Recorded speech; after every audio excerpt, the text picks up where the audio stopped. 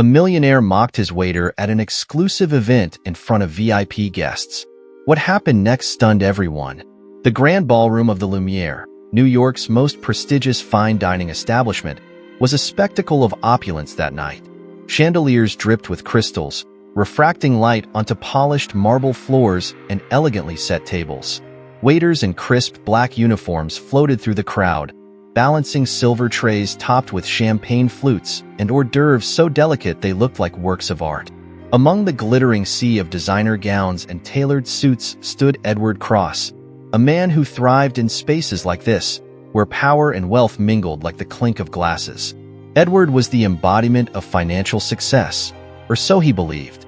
With his salt and pepper hair slicked back and a navy brioni suit that fit him like a second skin, he exuded the confidence of a man who had conquered the world. His laugh, sharp and unrestrained, echoed across the room as he entertained a group of clients and admirers. To Edward, this wasn't just another night out. It was a stage, and he was the star. The spotlight, however figurative, never failed to find him.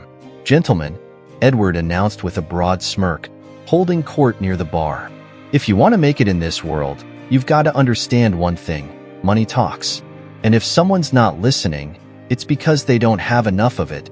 The men around him laughed, their sycophantic chuckles punctuating Edward's growing sense of importance. He thrived on this. The way people leaned in just a little too eagerly, the way they nodded as though every word he spoke were gospel. Yet amidst this carefully curated atmosphere of adoration, his sharp gaze fell upon a figure at the edge of the room. A young man in a modest white button-up shirt and black slacks was quietly refilling glasses at a table. Unlike the other waitstaff, who moved briskly to avoid lingering under the gaze of the elite, this man seemed entirely unbothered. He worked with a calm efficiency, his movements precise but unhurried, his posture upright as though he wasn't the least bit intimidated by the luxury surrounding him. "Look at that," Edward scoffed, his smirk twisting into something crueler. He gestured toward the waiter, drawing the attention of his companions. "You'd think, in a place like this, they'd hire people who at least know how to dress the part. Did he come straight from the back of a diner?" The group chuckled, their laughter low and conspiratorial. Edward reveled in it. He watched as the waiter moved closer, his face impassive as he approached their table with a pitcher of water. There was something about the man's composure that Edward found irritating. Where was the nervousness, the deference he expected? The waiter reached their table, his sharp brown eyes meeting Edward's briefly before he began refilling glasses. Edward leaned back in his chair, the smirk never leaving his face. "Excuse me," Edward drawled, his voice loud enough to turn a few nearby heads. "Do you enjoy wearing that uniform, or did someone force you into it?" The waiter paused for a moment, glancing up from his task. His face betrayed nothing, no embarrassment, no irritation. "I wear it because it's my job," he replied simply, his tone steady and calm. Edward raised an eyebrow, as if the answer were both unsatisfactory and audacious. "A job? Right. Let me ask you something. What's it like, watching people enjoy things you'll never be able to afford? Doesn't it bother you?" The group around him chuckled again, though the laughter was more muted this time. Some of them shifted uncomfortably in their seats, sensing the sharp edge in Edward's words. But Edward didn't care. He lived for moments like these, where he could assert his dominance over someone who had no choice but to stand there and take it. The waiter finished pouring the water, then straightened. He turned to Edward, meeting his gaze with a calm that bordered on unsettling. "Does it bother you?" he asked, his voice quiet but pointed. Edward blinked, caught off guard. "What?" he said, his smirk faltering for just a moment. "Does it bother you?" the waiter repeated. "To see someone doing their job without letting people like you get under their skin?" For the first time that evening, Edward found himself at a loss for words. The waiter's response was neither aggressive nor defensive. It was measured, almost surgical in its precision. The silence that followed felt heavier than it should have, and for a brief moment, Edward's confidence wavered. But it was only a moment. He recovered quickly, laughing as though the waiter's words had been some sort of joke. "Well," he said, waving a dismissive hand, "I guess they'll let just about anyone work in a place like this." The waiter didn't respond. He simply nodded, his expression neutral, and turned to leave. As he walked away, Edward felt a flicker of something he didn't quite recognize. Annoyance, perhaps, or maybe even unease. He brushed it off quickly, returning his attention to the men around him, who were already trying to shift the conversation to something lighter. "Don't let him get to you," one of them said with a nervous chuckle. "He's just a waiter." "Exactly," Edward replied, though his voice lacked its usual bravado. "Just a waiter." But as the evening wore on, Edward found himself glancing across the room more often than he cared to admit. Each time, his eyes landed on the waiter, who continued his work with the same quiet confidence as before. There was something about the man, something Edward couldn't quite put his finger on. It wasn't just his calm demeanor or his refusal to be rattled. It was the way he moved, the way he carried himself, as though he belonged in this world just as much as anyone else in the room. Edward hated it. By the time the gala began winding down, Edward was in a sour mood. He drained the last of his whiskey, barely listening to the conversations around him. His eyes followed the waiter one last time as he disappeared into the kitchen, and he felt a strange, irrational sense of defeat. "Come on, Edward," one of his companions said, clapping him on the shoulder. "Let's head out. You've got bigger things to worry about than some waiter." Edward forced a smile and nodded, but as he left the restaurant that night, the waiter's words echoed in his mind. "Does it bother you?" He shook his head, brushing the thought away as he climbed into the back seat of his town car. Yet deep down, Edward couldn't shake the feeling that something about that man had unsettled him in a way no one else ever had. As Edward walks out of the restaurant, his mind clouded by his interaction with Daniel, let me ask you something. What would you do if someone like Daniel challenged your worldview? Share your thoughts in the comments below. And if this story has caught your attention, don't forget to like this video and subscribe to the channel for more thought-provoking narratives. Now, let's dive deeper into Edward's world. Edward Cross leaned back in the plush leather seat of his chauffeured Bentley, the hum of the engine barely audible over the faint strains of classical music playing through the car's sound system. Outside, the lights of Manhattan blurred into streaks of gold and white as the city whirred by. To Edward, the world outside the tinted windows was little more than a backdrop, a stage against which his success was constantly on display. "Call Victoria," he barked to the in-car assistant, his tone curt, his focus elsewhere. Within moments, the line connected. "Edward," Victoria's voice purred on the other end. "I was starting to think you'd forgotten about me." "I've been busy," Edward replied, the words perfunctory. "That deal with the Harrisons? It's finally in the bag. Another notch in the belt?" "Of course it is," she replied, her voice laced with the kind of admiration Edward had come to expect. "You always win, don't you?" Edward smirked, glancing out at the city skyline. "Winning is what I do, Victoria. You know that." As the call ended, Edward let his phone slip into the pocket of his blazer and turned his attention back to the city. It was nights like these, with champagne still humming in his veins and the faint glow of victory lighting his chest, that he felt untouchable. The world, as far as he was concerned, was his for the taking. Edward's penthouse in Tribeca was a temple to excess.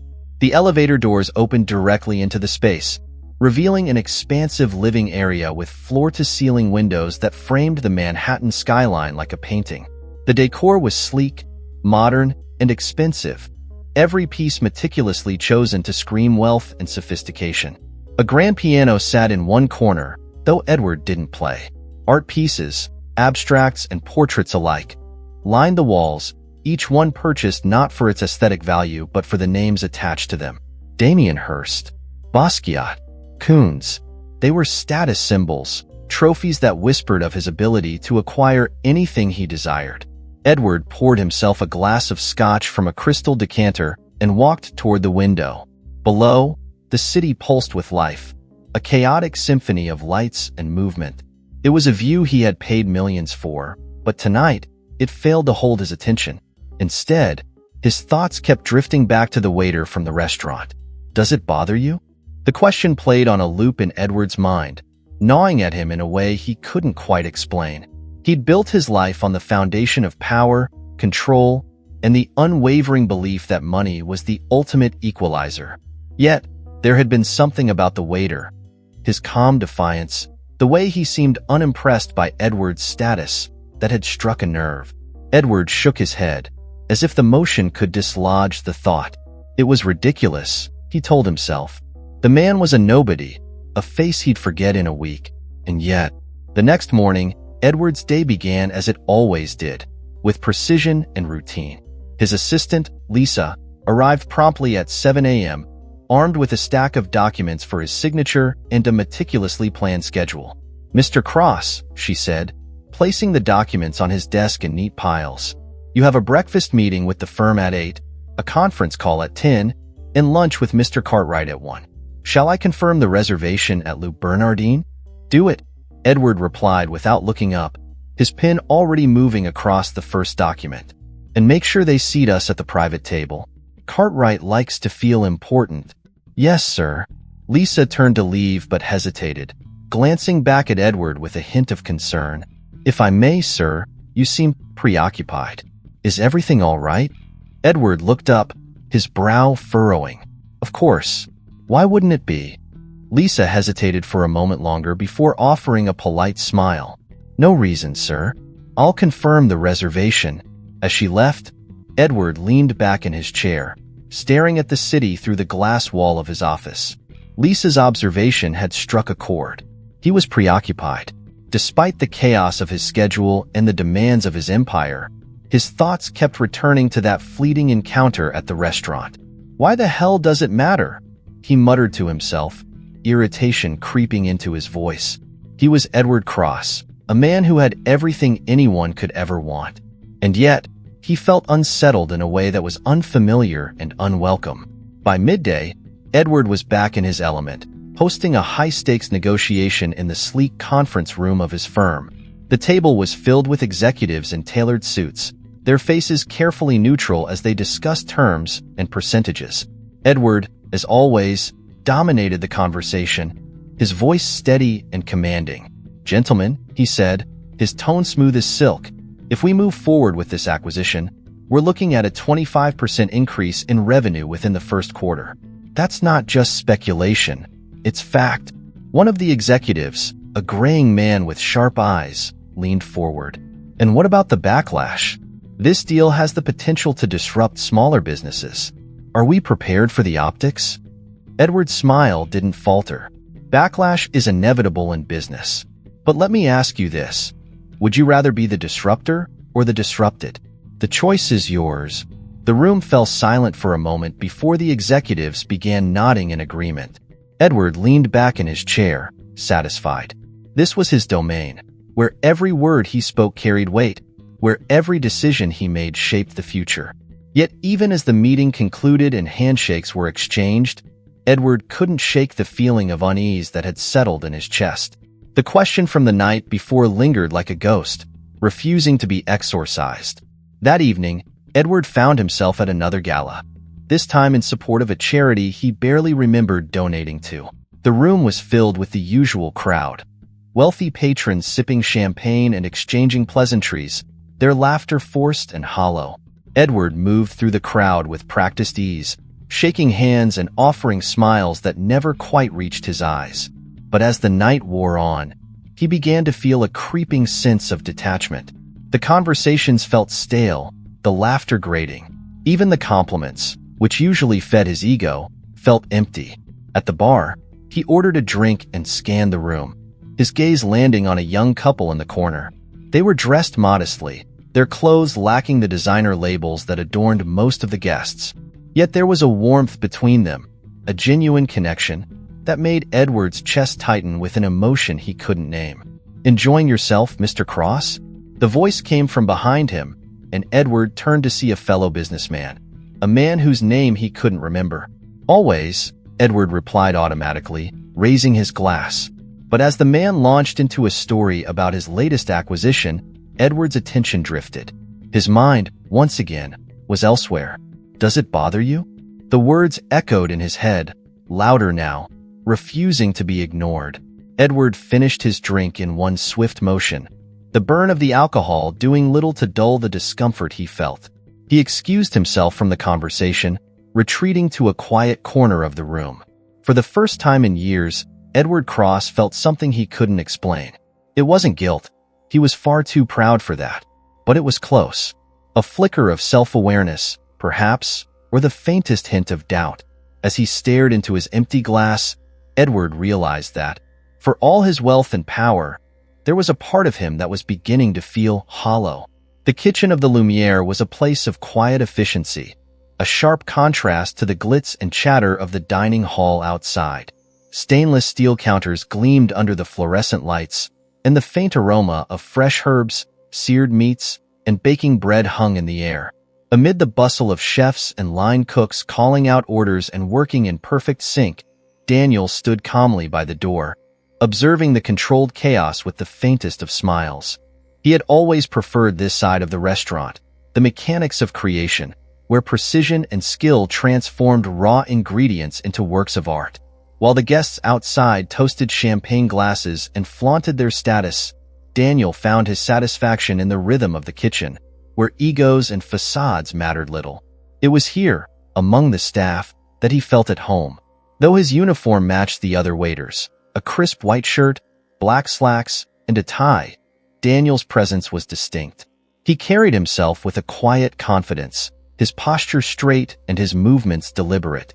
The staff respected him not just for his competence, but for his demeanor. There was an unspoken understanding that Daniel was different, though none dared to ask why. To them, he was a colleague, a leader of sorts who never raised his voice yet managed to command attention with a single glance. But Daniel Richards was far more than he appeared to be. It had been nearly 3 years since Daniel had taken over Lumiere, a restaurant that had once teetered on the edge of bankruptcy.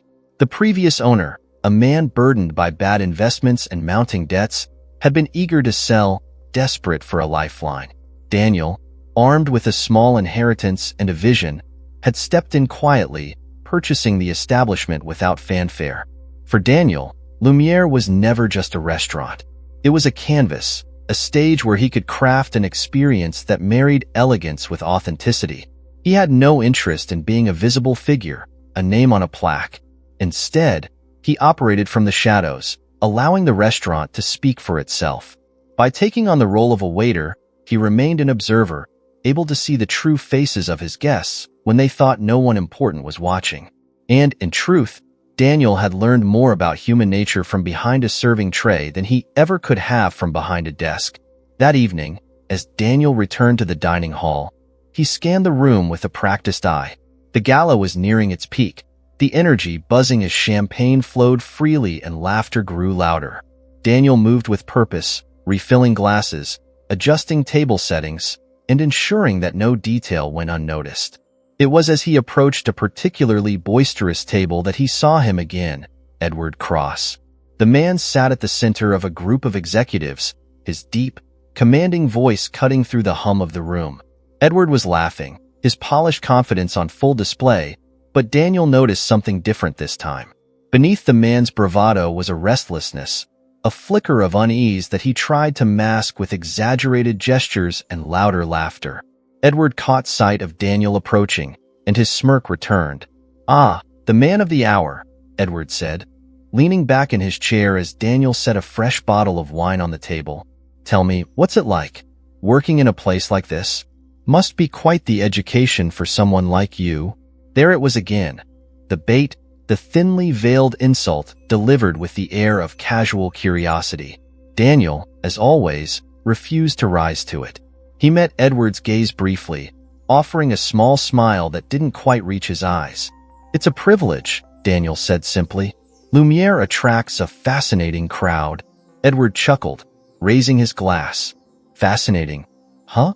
I suppose that's one way to put it." The men around the table laughed along, but Daniel could sense their unease. While Edward prided himself on being the center of attention, his companions were beginning to tire of his antics. They shifted in their seats, their polite smiles strained. Daniel finished pouring the wine and stepped back, his expression unreadable. As he moved to the next table, he heard Edward mutter something under his breath, followed by another round of forced laughter. Daniel didn't react. He had no need to. Later that night, Daniel retreated to the staff break room, where a handful of waiters were huddled over cups of coffee. The atmosphere was lighter here, free from the weight of pretense that hung in the dining hall. "Daniel, one of the younger waitresses, Maria," said as he walked in. "That table with Mr. Cross. How do you deal with him?" "He's insufferable." Daniel smiled faintly, leaning against the counter. "You don't let it bother you," he said. "People like him thrive on reaction. Don't give them the satisfaction." Maria shook her head, her frustration evident. "I don't know how you stay so calm. I'd lose it." "It's not about staying calm," Daniel replied, his tone thoughtful. "It's about perspective. You never know who's watching or what they're thinking." The room fell quiet as the staff processed his words. It was one of the many reasons they respected Daniel. He had a way of reframing situations that made even the most challenging nights feel manageable.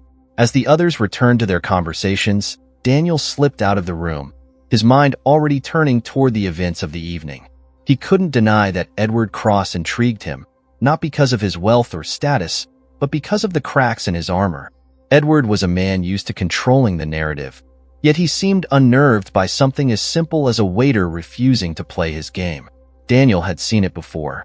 Guests who entered Lumiere with their egos inflated, only to leave feeling smaller than when they arrived. The restaurant had a way of exposing people, of stripping away their facades. And while Daniel rarely involved himself in the personal lives of his patrons, something about Edward made him pause.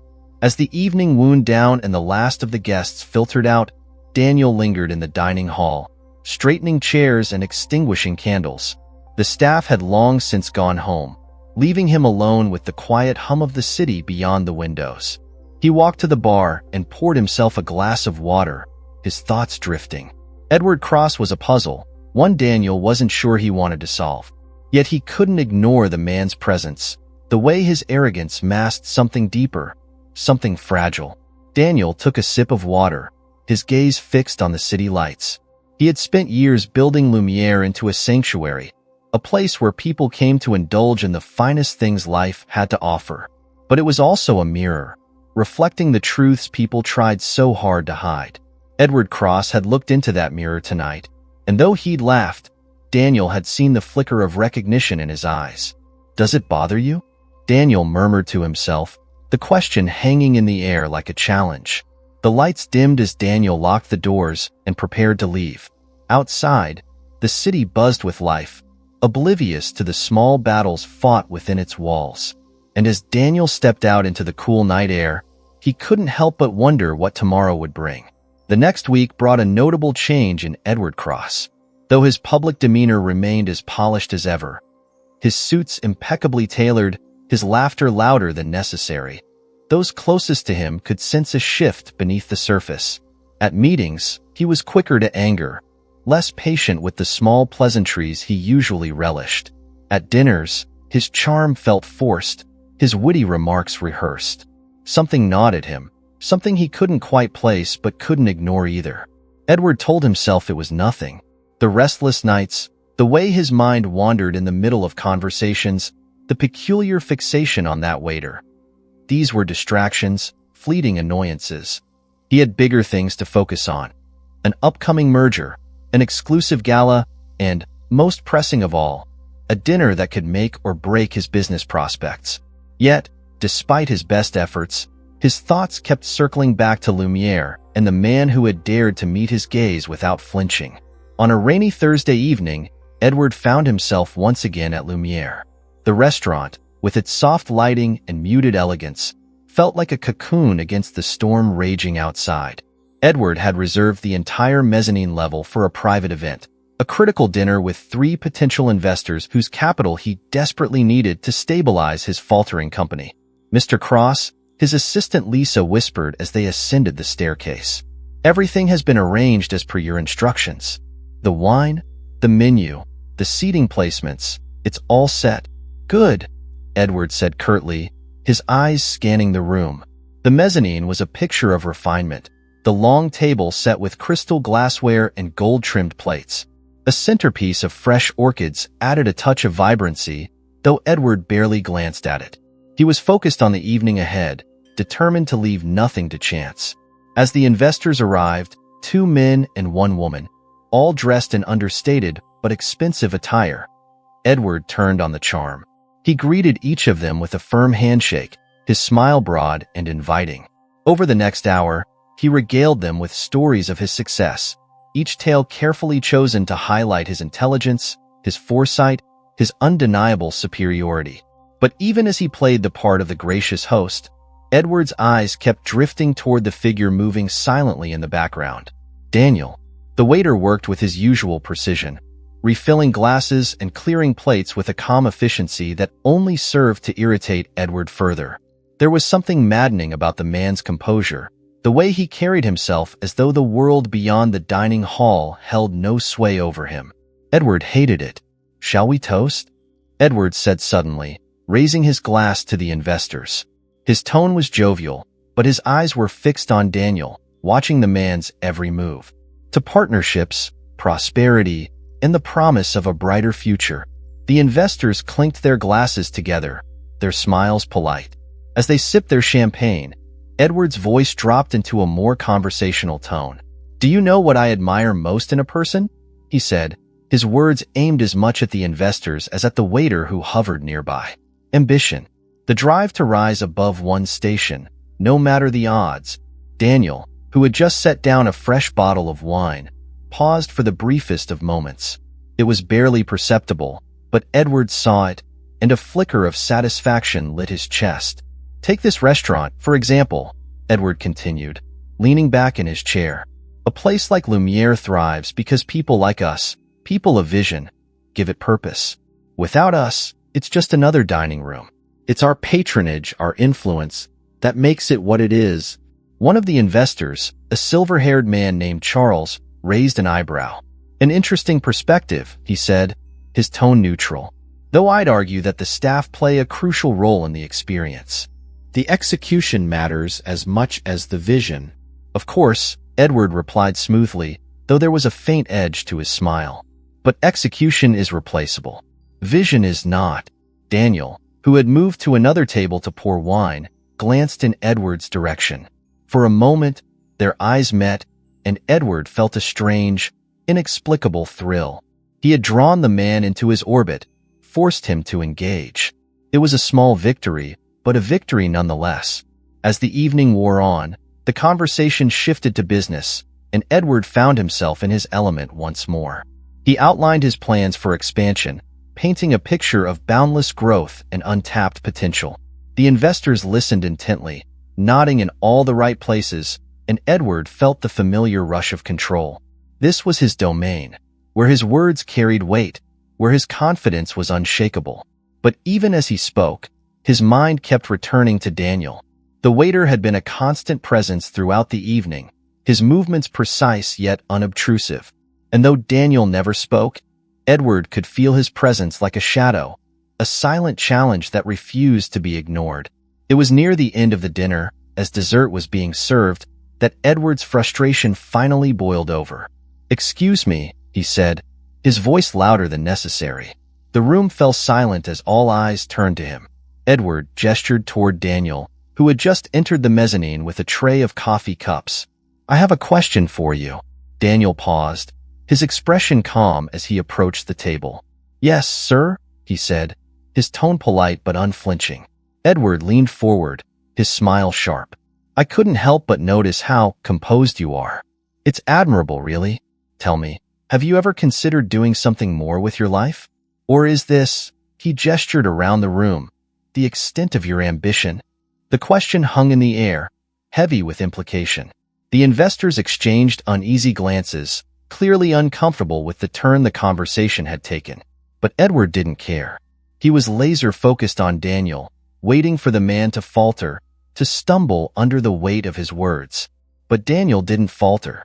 He set the tray down on the table and straightened, meeting Edward's gaze with an intensity that made the room feel smaller. "Ambition comes in many forms, Mr. Cross," Daniel said evenly.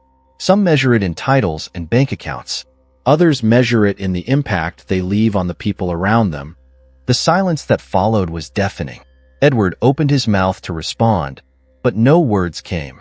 For the first time in years, he found himself at a loss, his usual wit and bravado deserting him. Daniel nodded politely, then turned and walked away, leaving Edward to stew in the aftermath.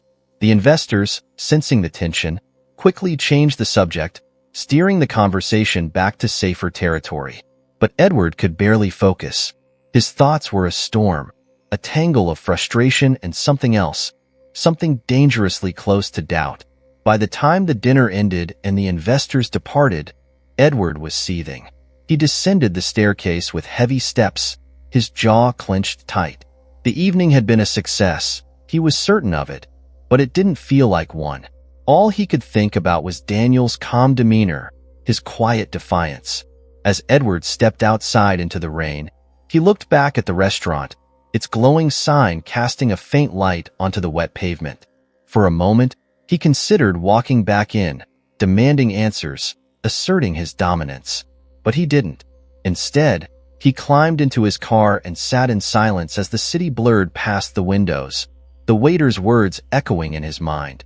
Ambition comes in many forms. Edward clenched his fists, the question clawing at him once again. Why does this bother me so much? The air inside Lumiere was thick with anticipation. Edward Cross sat at the head of a long table in the restaurant's private dining room, the soft glow of candlelight illuminating his sharp features. Around him sat 6 influential investors, men and women whose decisions could determine the fate of his company. Edward had spent weeks orchestrating this dinner, ensuring every detail was perfect. From the rare vintage wine selected for the evening to the curated menu, every element was calculated to impress. Yet, as he swirled the amber liquid in his glass, Edward couldn't shake the unease that had settled in his chest. His usual confidence felt strained. He blamed the waiter. Daniel's presence in the dining hall over the last few weeks had become more than a nuisance. It was an irritation that Edward couldn't explain. The man's quiet competence and unflappable demeanor seemed to mock him. And tonight, once again, Daniel was overseeing the event, moving between tables with a poise that made Edward's skin crawl. "This is excellent," one of the investors, a portly man with a booming voice, said as he leaned back in his chair. "I must say, Edward, you've outdone yourself. Lumiere is truly one of the finest establishments in the city." Edward forced a smile, raising his glass. "Only the best for my guests," he said smoothly. "After all, we're here to celebrate potential partnerships, aren't we?" The group laughed lightly, clinking their glasses together. Edward joined in, but his eyes flicked to Daniel, who was discreetly refilling a guest's water glass. The waiter hadn't said a word all evening, yet his presence felt louder than anyone's. It gnawed at Edward in a way he couldn't articulate. As the evening progressed, Edward took control of the conversation, guiding it with practiced ease. He spoke of market trends, growth projections, and the lucrative opportunities that lay ahead for anyone wise enough to invest in his company. The investors nodded along, impressed by his vision and confidence. Edward knew how to play this game. He'd been doing it for years. Yet tonight, something felt different. Edward's composure wavered slightly when one of the investors, a sharp-eyed woman named Evelyn Chun, asked a pointed question. "Edward," she began, setting her glass down, "you've painted an ambitious picture, but I'm curious. What's your strategy for addressing the rumors about your company's liquidity issues?" The room fell silent. Edward's smile tightened imperceptibly. He had anticipated the question, but wasn't prepared for it to come so early in the evening. "Ah, Evelyn," he said, leaning back in his chair as though the question amused him. "Rumors, as you know, have a way of spiraling out of control in our industry. But rest assured, the foundation of my company is as solid as ever. We've already taken measures to address any temporary setbacks, and the numbers will reflect that in the next quarter." Evelyn raised an eyebrow, her expression skeptical but polite. "I see," she said, her tone carefully neutral. Edward felt a flicker of irritation. He couldn't afford doubt, not tonight. He was about to pivot the conversation when Daniel appeared at his side, setting down a fresh bottle of wine. The timing couldn't have been worse. Edward's jaw tightened as he glanced up at the waiter. "Perfect timing, as always," Edward said, his tone laced with sarcasm. "Tell me, do you ever stop working?" Daniel straightened, his face as calm as ever. "Not when there's work to be done," he replied. The investors chuckled politely, unaware of the tension simmering beneath the exchange. Edward's smile turned brittle. "Well, you certainly have a knack for timing," Edward said, his voice lower now, meant only for Daniel's ears. "But then again, some people thrive in the background, don't they?" Daniel didn't flinch. Instead, he met Edward's gaze with a steadiness that made the hairs on the back of Edward's neck stand on end. "It's not the background that matters," Daniel said quietly. "It's what you choose to do with the view." Edward blinked, momentarily caught off guard. Before he could respond, Daniel moved on, leaving him staring after the waiter with a mixture of frustration and unease. The comment had been innocuous enough on the surface, but Edward couldn't shake the feeling that there was something more to it. A challenge, perhaps, or a truth he wasn't ready to confront. Dessert was served, a decadent chocolate soufflé paired with a rare dessert wine. The mood in the room lightened as the guests indulged, their earlier reservations about Edward's company momentarily forgotten. Edward took the opportunity to steer the conversation back to safer ground, regaling the group with a story about one of his recent business triumphs. "Of course, it all came down to timing," he said, his voice rich with confidence. "Knowing when to strike, that's what separates the winners from the rest." As the investors nodded in agreement, Daniel entered the room once more, this time carrying a tray of coffee. Edward watched him closely, his eyes narrowing. The waiter's movements were deliberate, almost studied, as though every step, every gesture, was part of a larger plan. Edward couldn't help himself. "You seem to know this place better than anyone," he said, his tone casual but his intent sharp. "Tell me, how long have you been working here?" Daniel set the tray down, his expression neutral. "Long enough," he replied simply. Edward smirked, sensing an opportunity to assert his dominance. "And yet, you're still serving coffee. No aspirations for something bigger?" Daniel's eyes met his, calm and unyielding. "Sometimes the bigger picture isn't about what you take," he said, his voice steady. "It's about what you build." The room fell silent, the weight of Daniel's words settling over the table like a thick fog. Edward's smirk faltered, his mind scrambling for a retort. But before he could respond, Evelyn Chan spoke up. "That's an interesting perspective," she said, her sharp eyes fixed on Daniel. "And one I think we could all learn from." The other investors murmured in agreement, their attention now fully on the waiter. Edward's chest tightened as he realized he was losing control of the room.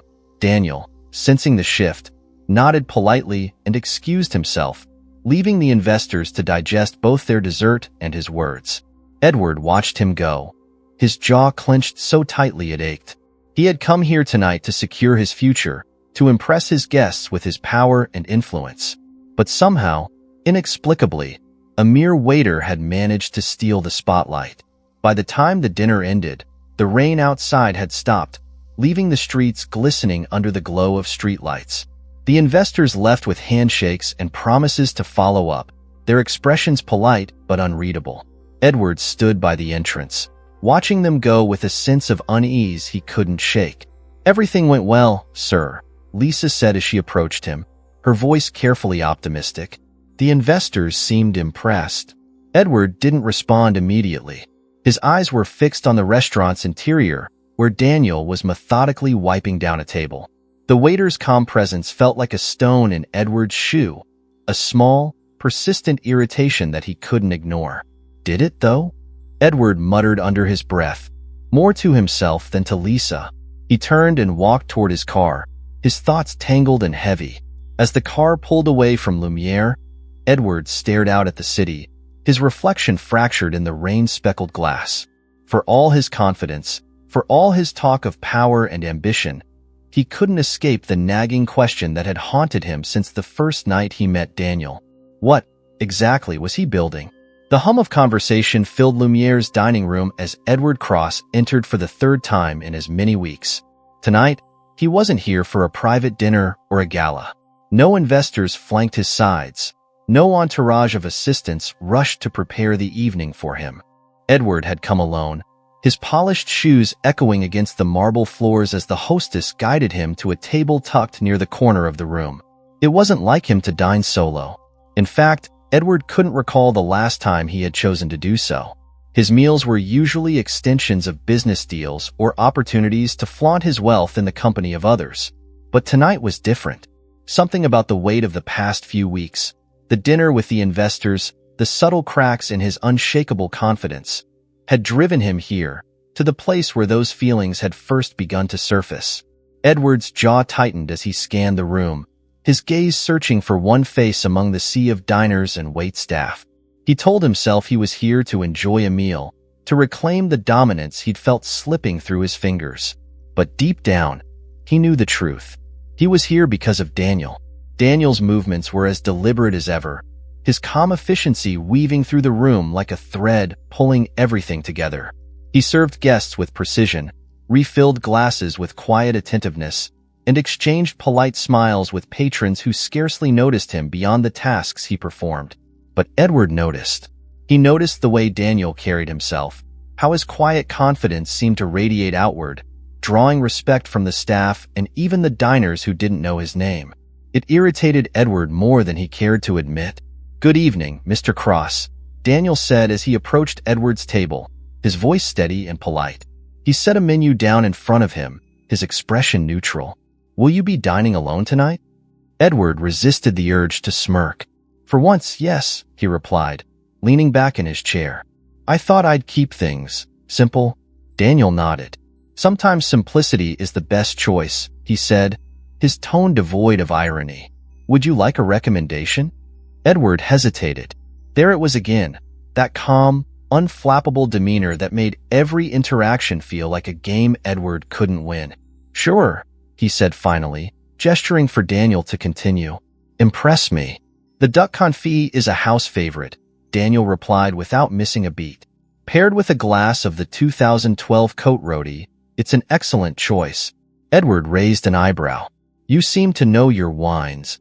Daniel met his gaze, his expression unreadable. "It's part of the job." With that, he stepped away, leaving Edward to stew in the faint sting of the exchange. Edward clenched his fists under the table, a wave of irritation coursing through him. There was something about Daniel's composure that felt like a challenge, as though the man were silently questioning everything Edward believed about power and success. The meal arrived, and Edward found himself surprised by its quality. The duck confit was tender, its flavors perfectly balanced, and the wine, though he wouldn't admit it, was impeccable.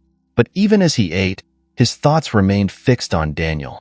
He replayed their interactions in his mind, searching for cracks in the man's armor, something to exploit. Halfway through the meal, Edward's patience snapped. When Daniel returned to refill his glass, Edward leaned forward, his tone sharper than before. "Tell me something, Daniel," he said, his voice low but cutting. "Do you enjoy this? Serving people like me? Watching us live lives you'll never have?"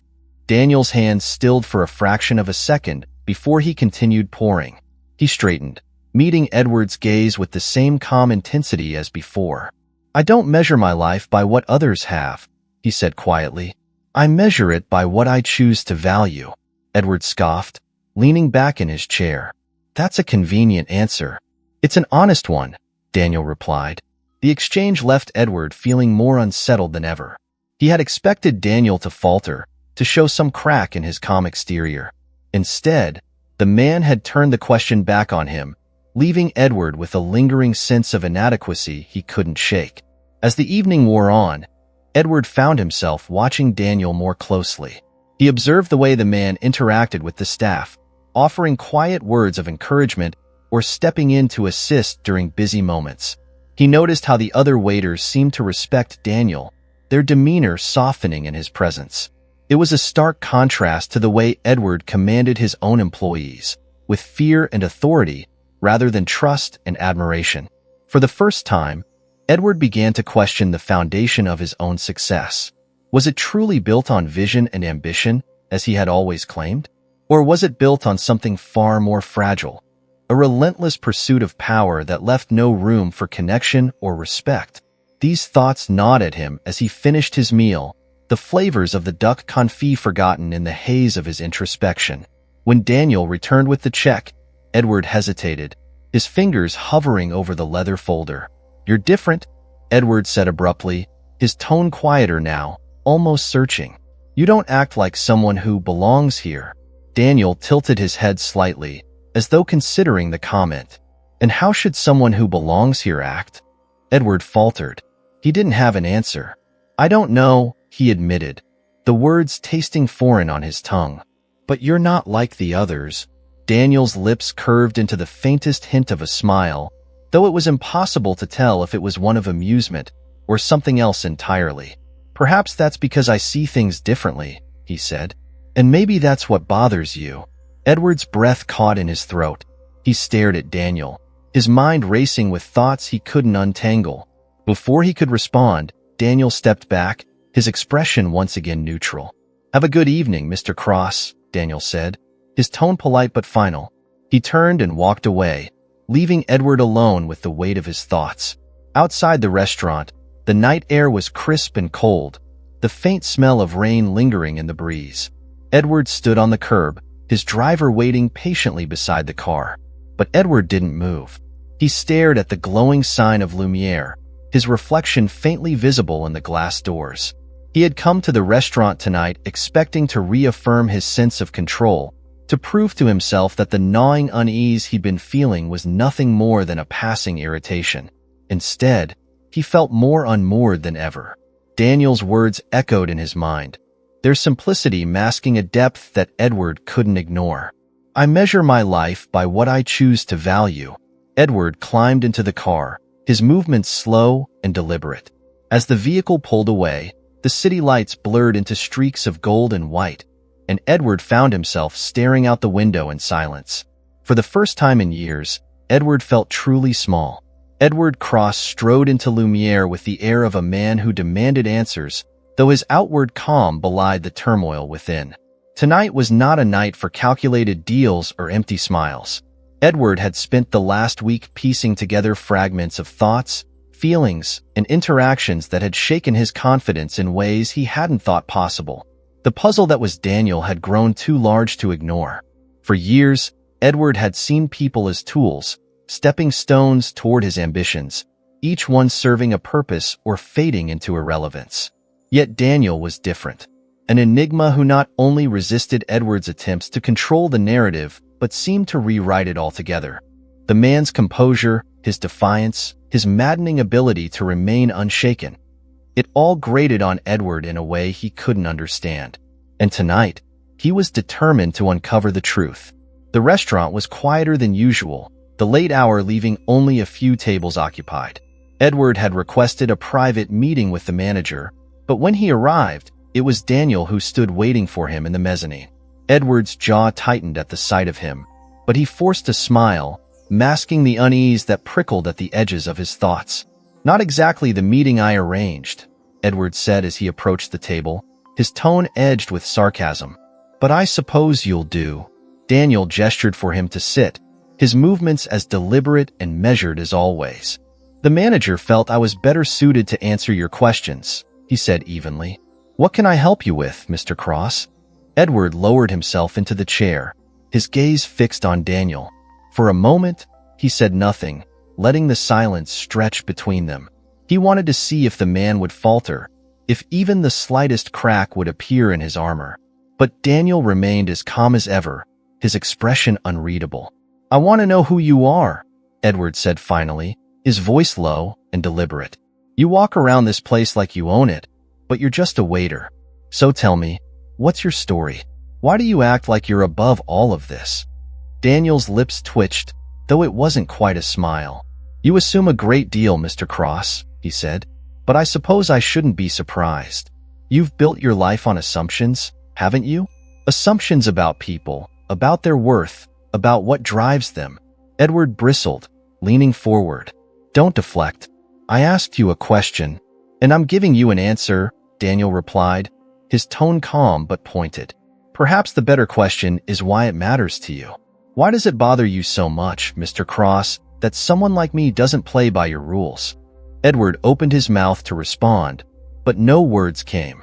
He hated the way Daniel had turned the question back on him, forcing him to confront something he couldn't name. His frustration boiled over, and he slammed his hand against the table, the sound echoing in the quiet room. "I don't need your games," Edward snapped. "I've built empires, crushed competitors, and secured deals that people like you couldn't even dream of.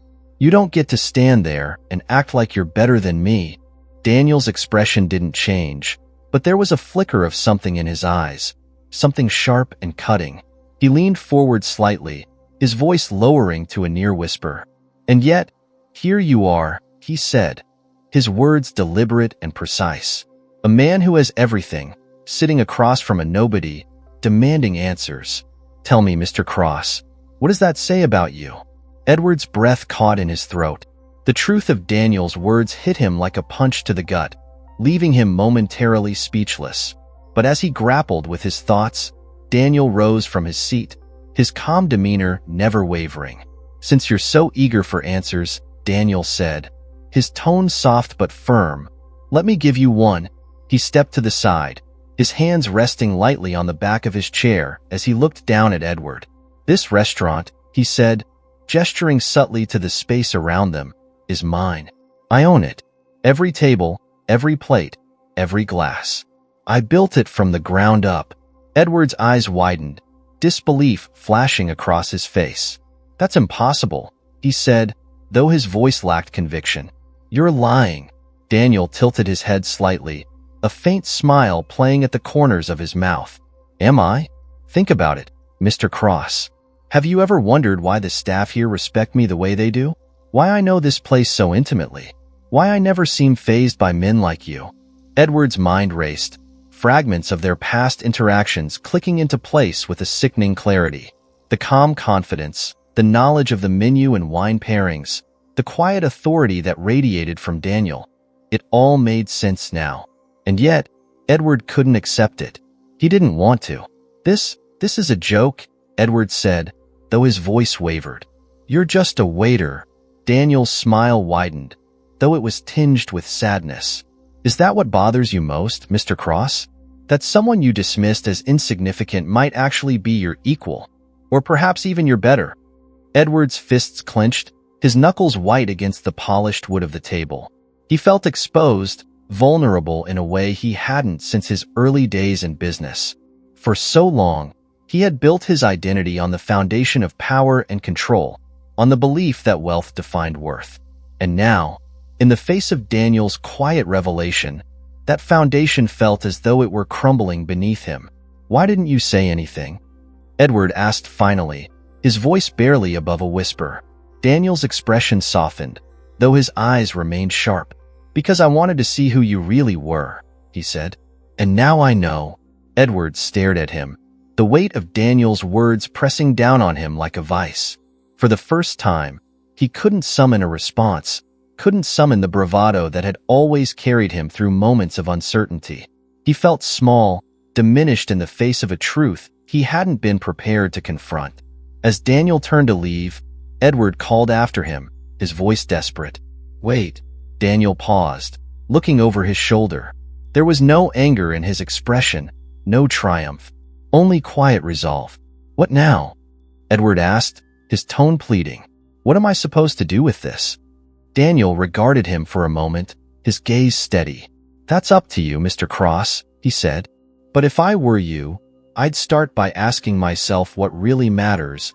With that, he walked away, leaving Edward alone in the quiet mezzanine. The sound of Daniel's footsteps faded into the distance, replaced by the steady hum of Edward's thoughts. For the first time in his life, Edward Cross didn't feel like the master of the game. And for the first time, he wondered if that might not be such a bad thing after all. The ride home from Lumiere was eerily quiet. Edward Cross sat in the back of his car, staring out at the blur of city lights streaking across the windows. His driver glanced in the rearview mirror once or twice, as if sensing something was wrong, but Edward gave no indication that he wanted to talk. His thoughts churned in endless loops, replaying the conversation with Daniel, the revelation, the challenge in the man's calm words. Daniel's voice echoed in his mind. "If I were you, I'd start by asking myself what really matters." Edward ran a hand over his face, his carefully crafted image of control unraveling with every passing moment. For years, he had defined his life by a singular metric: power, success, wealth, influence. These were the currencies by which he measured his worth. But tonight, he'd been forced to confront a truth he'd never prepared for. That his riches couldn't shield him from the hollowness he now felt. The car pulled up to his penthouse, the gleaming tower standing like a monument to his achievements. Edward stepped out, his footsteps echoing in the marble-lined lobby as he rode the private elevator to his apartment. The doors opened to reveal his sprawling living space, a showcase of modern opulence. Leather furniture, abstract art, a view of the city that stretched to the horizon. But for the first time, it all felt empty. He poured himself a glass of scotch and walked to the floor-to-ceiling windows, staring out at the city below. He'd always found solace in this view, a reminder of the empire he'd built. But tonight, it felt like a wall, cold, distant, impenetrable. The days that followed were no easier. Edward threw himself into work, hoping the familiar routine of meetings, deals, and negotiations would drown out the nagging voice in his head. But it was no use. Every spreadsheet he reviewed, every contract he signed, felt like going through the motions. Even his colleagues began to notice the change. "You seem distracted," Lisa said one morning as she placed a stack of documents on his desk. "Is everything all right?" Edward didn't look up. "I'm fine," he muttered, though his tone lacked its usual sharpness. Lisa hesitated. "If you need anything," I said. "I'm fine," Edward snapped, though the anger in his voice was directed more at himself than at her. Lisa nodded and left without another word, leaving Edward alone with his thoughts. He couldn't ignore it anymore. The questions Daniel had raised, the truths he'd forced Edward to confront, they were like splinters lodged deep in his mind, impossible to ignore. Edward found himself replaying their interactions, dissecting every word, every glance, searching for answers he wasn't sure he wanted. One evening, unable to sit still any longer, Edward returned to Lumiere. He didn't call ahead or reserve a table. He simply walked in, his presence drawing a few curious glances from the staff, but no fanfare. This time, there was no pretense, no calculated plan. He wasn't here to impress or assert his dominance. He was here for something else, something he couldn't quite articulate. Daniel was there, of course, moving through the dining hall with his usual quiet efficiency. When their eyes met, Edward felt a flicker of unease, but he pushed it down and approached the man. "Do you have a moment?" Edward asked, his voice uncharacteristically hesitant. Daniel studied him for a long moment before nodding. "Follow me." He led Edward to a small, private room off the main dining area. It was simply furnished, a stark contrast to the opulence of the main hall. Daniel gestured for Edward to sit, then took a seat across from him, folding his hands on the table. "What can I do for you, Mr. Cross?" Daniel asked, his tone polite but firm. Edward hesitated, the weight of his own pride making it difficult to speak. But eventually, he forced the words out. "I need to understand," he said, his voice quieter than he intended. "How did you do it? How did you build this?" Daniel raised an eyebrow, clearly surprised by the question. "Why does it matter to you?" "Because I need to know," Edward said, the desperation in his tone evident. "I've spent my whole life chasing success, controlling every detail, making sure I was always on top. But when I look at you, I see something different. Something I don't understand." Daniel was silent for a long moment, his expression unreadable. When he finally spoke, his voice was calm but laced with conviction. "I built this place because I believed in something bigger than myself," he said. "It wasn't about power or control. It was about creating something meaningful, something that could outlast me. That's what matters, Mr. Cross. Not how much you take, but how much you leave behind." Edward's chest tightened as the weight of Daniel's words sank in. He thought of his own empire, the wealth and influence he'd amassed over the years. What had it all been for? What had he left behind, besides a trail of broken deals and burned bridges? "I don't know how to change," Edward admitted, his voice barely above a whisper. "I've lived this way for so long. I don't know if I can be anything else." Daniel's gaze softened, though his expression remained serious. "Change isn't easy," he said. "It takes time, effort, and most importantly, humility. But it's never too late to start." Edward looked down at his hands, the weight of his choices pressing down on him like a physical force. For the first time in years, he felt vulnerable, exposed in a way he'd never allowed himself to be. Over the following weeks, Edward began to take small steps toward change. He started by reaching out to people he'd wronged, former colleagues, competitors, even employees he'd overlooked. The conversations were difficult, often met with skepticism or outright hostility, but Edward persisted. He didn't expect forgiveness, but he wanted to take responsibility for the harm he'd caused. At the same time, he began to reevaluate his approach to business.